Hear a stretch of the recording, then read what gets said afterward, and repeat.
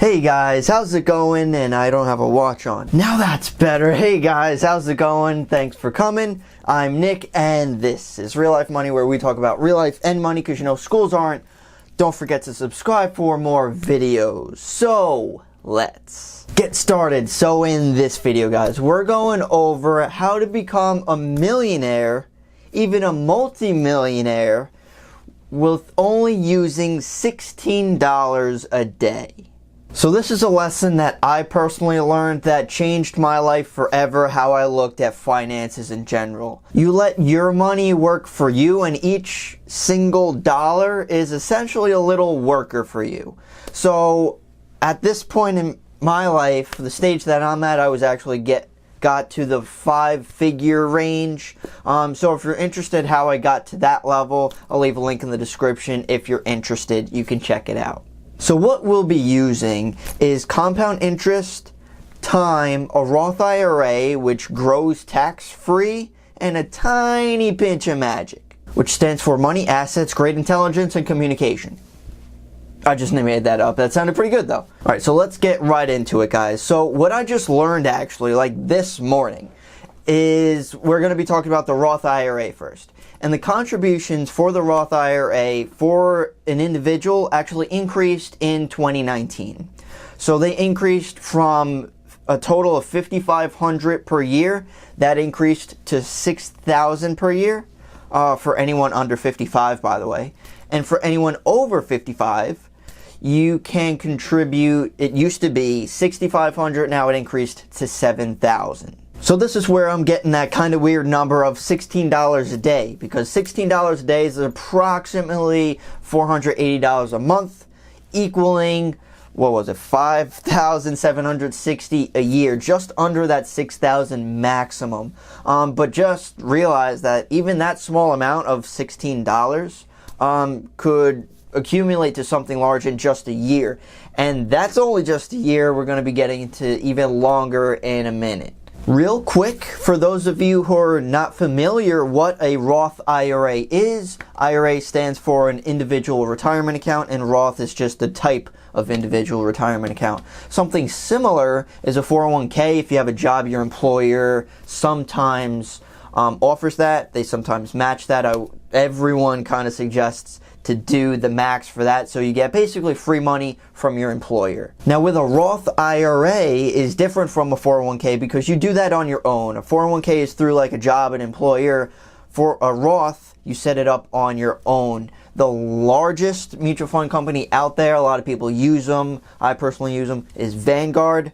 But there's a ton out there, so just do your research, you know, whichever's best for you. But you could start a Roth IRA that way. So you use the money that you have. If you're getting money from a job, that's after tax. You could see this when you look in your pay stub and you see all the taxes that Uncle Sam takes out, and everyone gets annoyed every time you see it. But it is what it is, unfortunately. I mean, the tax plan kind of adjusted it a little bit, but you really can't do much with that if you're working for someone. So we got to handle what we have after taxes. So the money that you have, you invest that into a Roth IRA.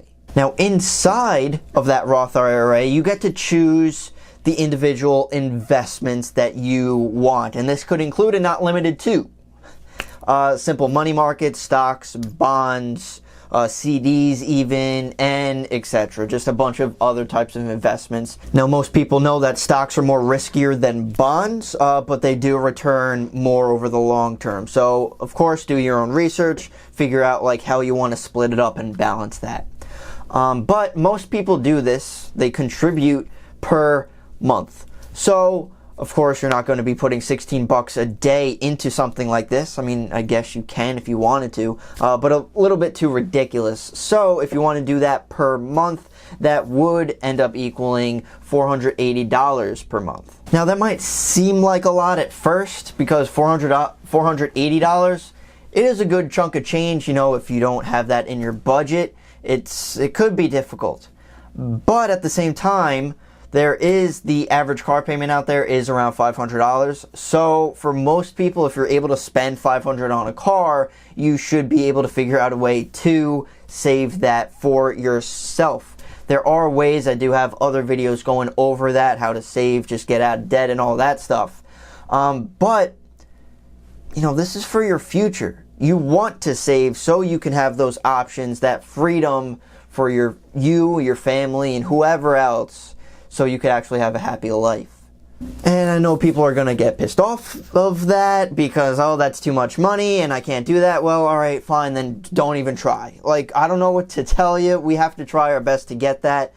You don't have to start at that level. You could start at $5 a day. You could start at like a couple $100s a month. Because anything is better than nothing. So just don't say like that's a huge amount and just simply don't do it at all. Try to build up to it. Alright, so now we're focusing on the money. We're focusing on what we're going to do with it. Contribute it to our Roth IRA.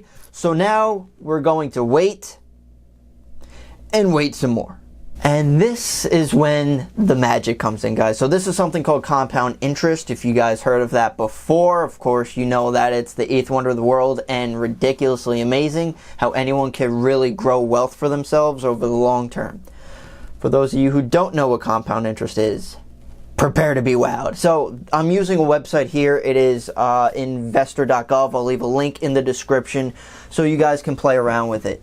But what I have it set up right now, so you kind of have the basic idea. I always use this calculator. Previous videos have this as well. But the first step is initial investment. How much you're starting with. So let's say you have absolutely nothing to your name.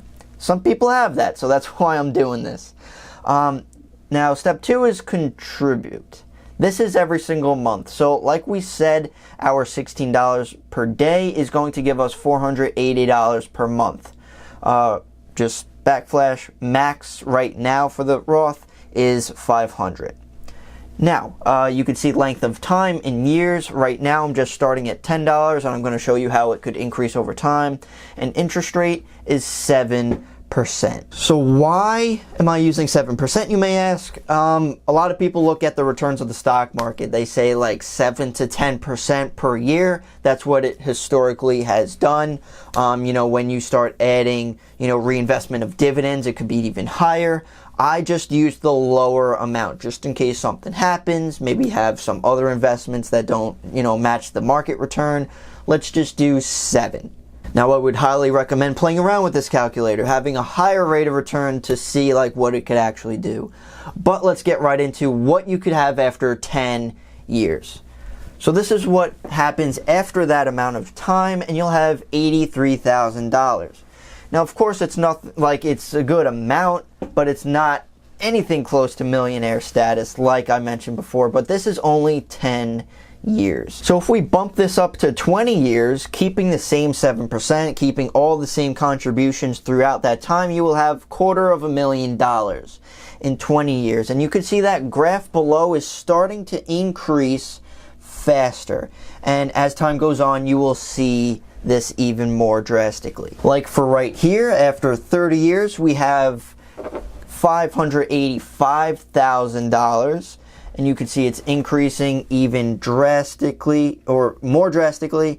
And then after 40 years, that's when you start getting into the millions. Now, just to play around a bit, to switch some numbers up, this is if you increase it to 9%, not quite like the 10%. I want to just keep it on a little bit lower than that.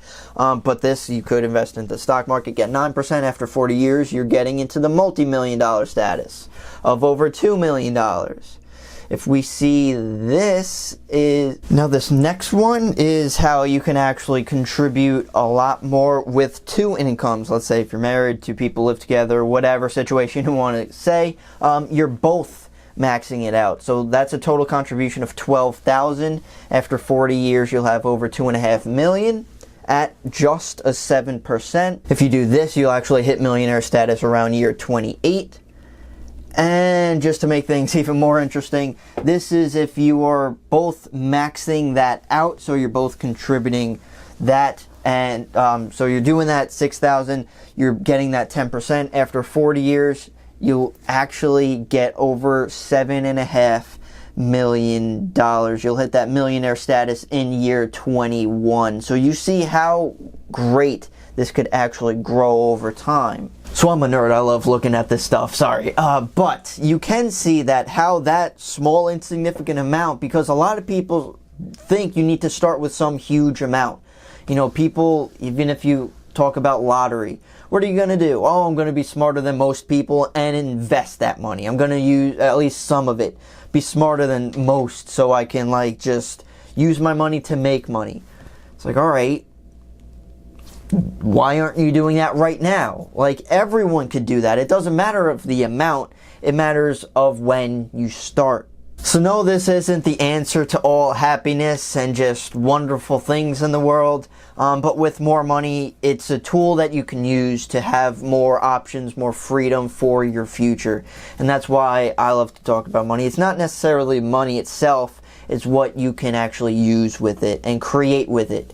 So you don't have to live like other people that are broke or miserable. So let me know what you guys think. If you have any questions, comments, concerns, please leave them down below. I'd love to hear what you guys have to say. Are you contributing to any retirement accounts? How, you know, whatever situation you guys got. And what would you do with your millions? But thank you so much again for watching, guys. And I'll see ya in the next one.